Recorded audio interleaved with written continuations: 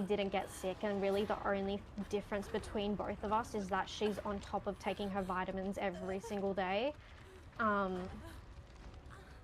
so I think that obviously helped her not get whatever I got. She got kind of sick, but obviously like, oh, you're broken too.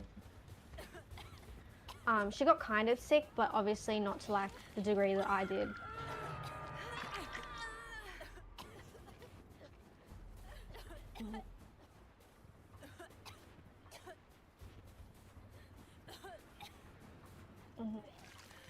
And because me and T really did not talk over the 2 weeks that I was gone. Because like I was just off my phone. Like I didn't even have the energy to hold my phone up or anything. Oh yes, oh my God, guys, I went through something so traumatic.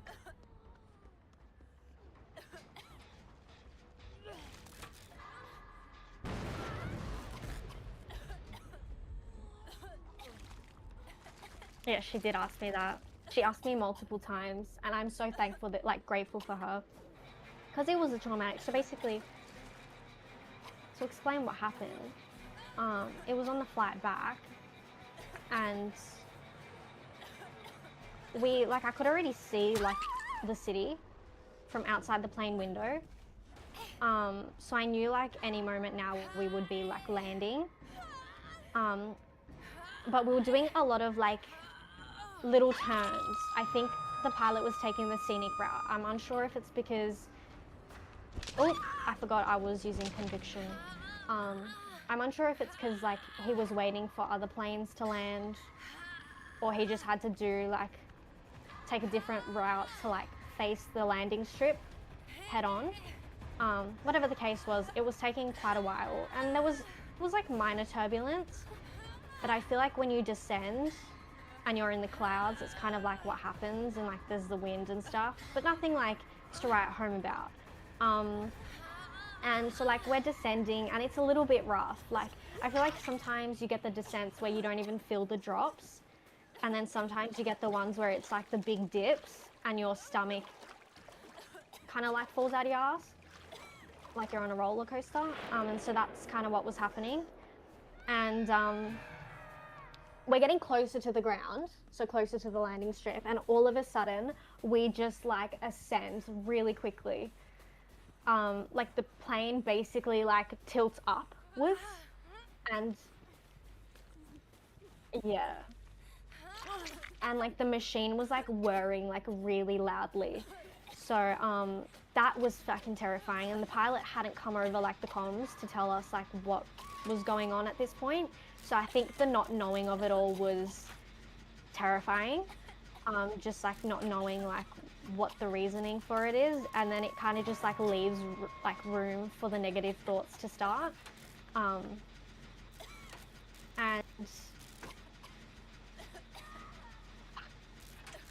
yeah, and like you can see everything, and so like immediately when we like ascended again, I had my like noise cancelling headphones in.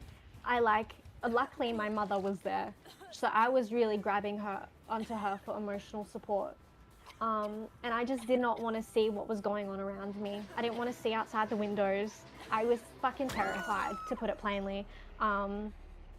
And eventually the pilot comes over the comms after I want to say like 5 minutes, and he basically says that it's too windy and he couldn't land, but they're going to try for a second time. And so the whole waiting and not knowing of it all, I think like in my head, and I spoke about it with mum after, and we we're kind of thinking the same things. Just like wondering, were we going to be able to land? Were we going to have to land at a different city potentially?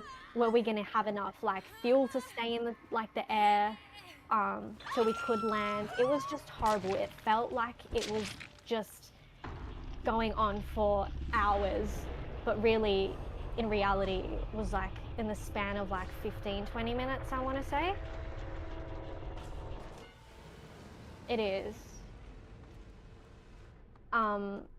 And eventually we do land, and really all thanks to the fucking pilot. Like, oh shit, the fact that like he was able to do that in the conditions that he did. Like it was 54-kilometer winds. And we felt like when we went outside the airport, we felt how windy it was. But apparently it's normal for this time of year during summer for the winds to be that badly, because my dad flies a lot for his job. I was telling him and he said that it's very normal, so I'm assuming that he experienced it before. But it was fucking terrifying. I did think I was going to die. I did. Or potentially have to land in the fucking water and get back to my home by boat. Yes, or swim. But I would not recommend it. Actually kind of makes me a little bit terrified for the next time I fly.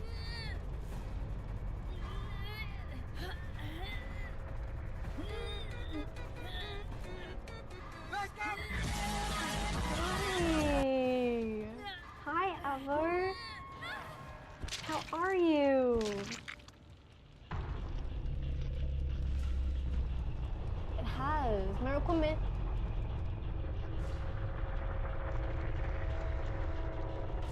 Yeah. I wish we celebrated Thanksgiving. Avo said I waited for B to finish story to do that.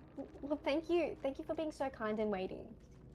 But we've missed you. How are you, Avo?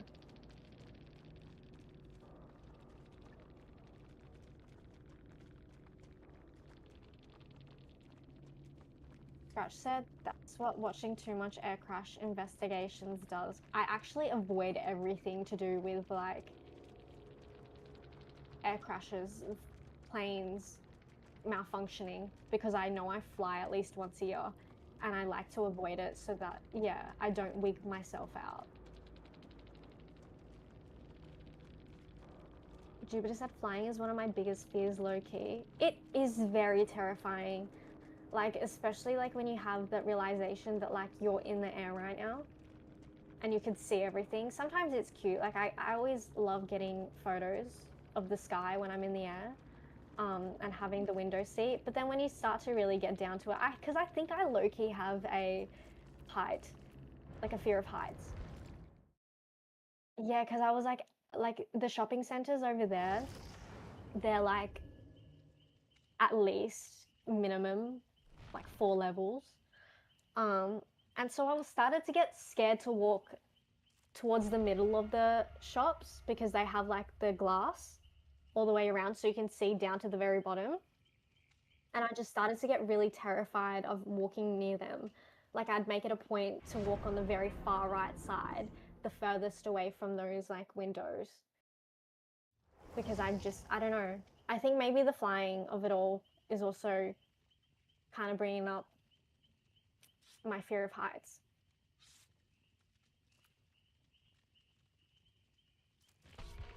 It is.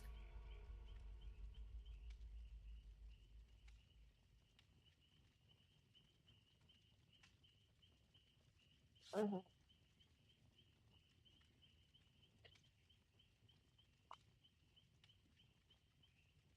Mm-hmm. Which thank God it didn't. Thank God I'm sitting here right now, able to tell you guys the story of what happened on the plane. But it is very terrifying. And I think that I would probably be somewhat anxious to get on another flight next time. Because it would obviously just remind me of it. Most likely, just because it's so fresh.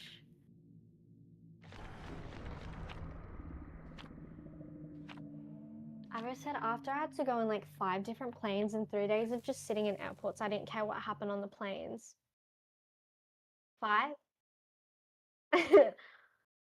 Honestly, I hate the whole like flying journey of it all, like the airports. Which again, when we were leaving here to go like overseas, we got stopped by airport security and they were doing the like the test swabs on our like hand carry. And apparently like and then we got stopped because apparently there was like a tag, like a security tag on my iPad. Never heard that shit in my life. I've flown so many times with my iPad. I think there just wasn't a lot of people. at the airport and they were bored, maybe. They were looking, oh, Nick, real quick, remind us to like get off the map showcase after this.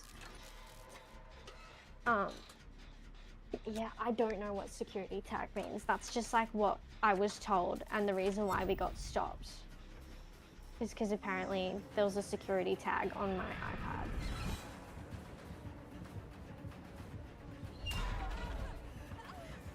Should I go do weaving spiders with her? Incantation? Oh, you are? Shit, me too though.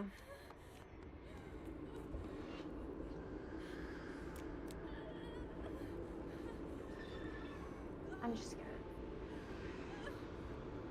I fucking have no clue what she was on about. I think she just pulled that excuse out of her ass.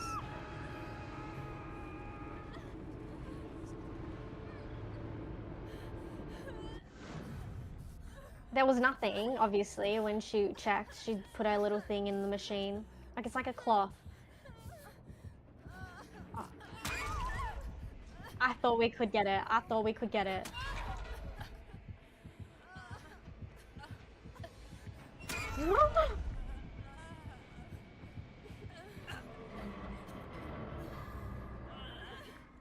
Yeah, sorry. Sorry, I just... Oh my god, there's someone else on hook. Sorry guys, we're kind of locked out today. Well, me in particular. She could be doing really well over there. I have no idea.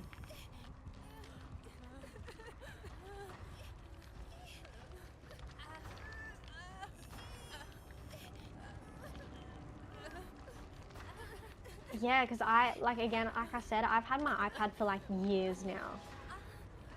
Like, she's ancient. She's a vintage item at this point. And I've flown with that iPad many a times and never had that problem. Again, I think it was just, there was no one in the airport at that time and they were just a little bored.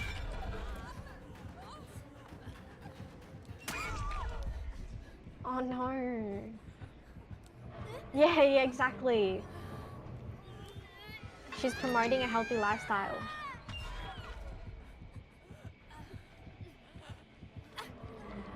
Ava said I was sorta lucky. Was that about like the flights? Were they smooth?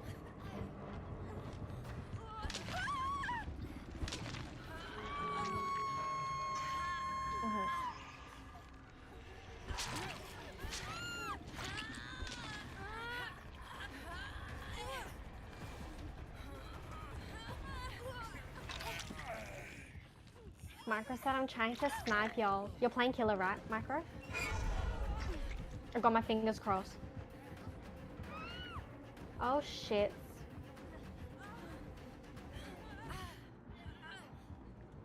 We need to, I think we just need a reset.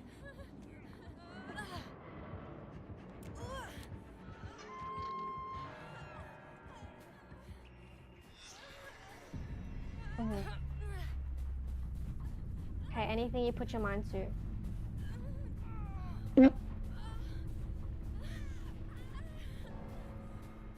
Anyway.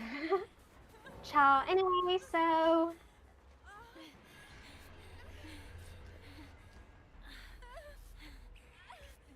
Oh, she's right there.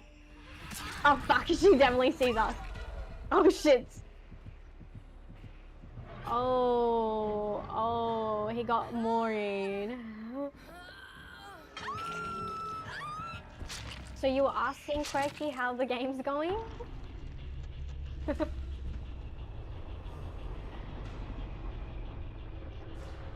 Oh, why did I rubber band?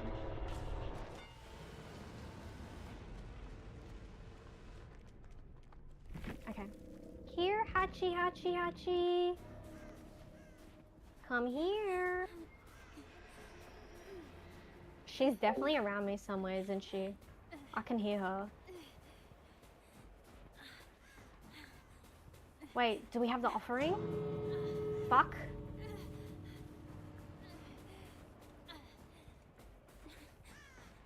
Watch this strat. First we hide.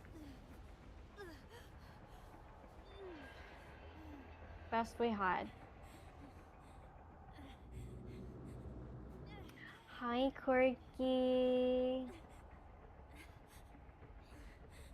Here we had a new ID. You need to fly specifically with a license. I was still able to go and I went to major airports on top of a government shutdown. Wait, like you're the pilot? Abra, you're a pilot? Or did I read that wrong?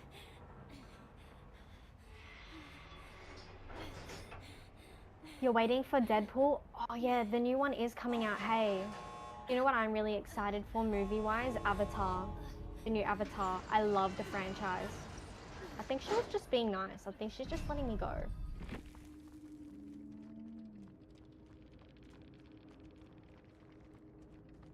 So understaffed, and they had to keep security checking me since the ID wasn't the right one, but essentially just let me through freely because the mass of people in the major airports, they need to move. Yeah, that's like what they do. That's what I found happens a lot more. Like when there's a lot of people, we don't really get stopped, but like when there's no one in the airports and it's like dead quiet, I think they just do it to pass time, so they look busy.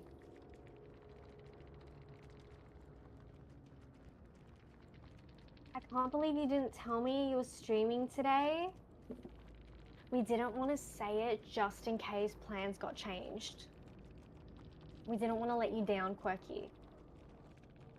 So until it was definite, we didn't want to say anything. You read that wrong, here's a bum. So I did read that wrong. Okay. So it's just like you needed an ID to fly as a customer. They don't love you, Quirky. The actions show that. Micro, please. Please.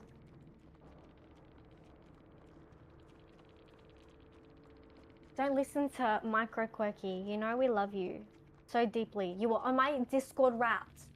Has everyone looked at their Discord Wrapped? Quirky was the person that I spoke to the most on Discord, apparently. And Discord made me...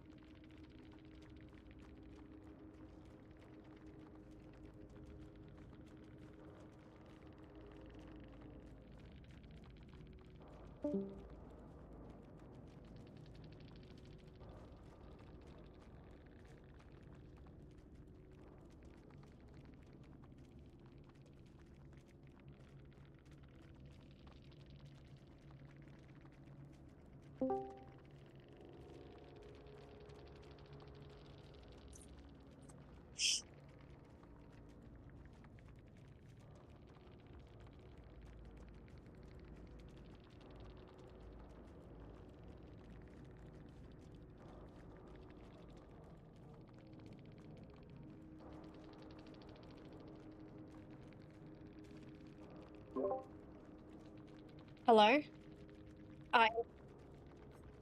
Yeah, you're gonna have to, I think. She hasn't come back online, so